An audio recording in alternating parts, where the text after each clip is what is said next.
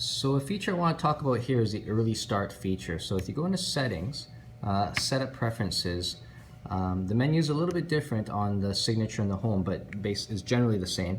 Early start. So what early start is it preheats the floor so that at the wait time in your schedule, the floor is actually at temperature. So in this case, at 6 a.m. It'll ensure, or it'll try to ensure it is at 88. So it'll actually start preheating perhaps at 4:30 or perhaps at 5 o'clock to get it up to that temperature.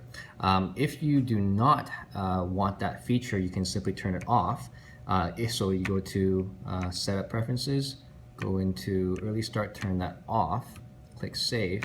If you do that, the thermostat will not start heating until 6 o'clock. So it might be until perhaps 7 or 7:30 even that it will get to that temperature. So that is what the early start feature is. It only applies to the wake and the return setting because that's when it's heating up to get to temperature.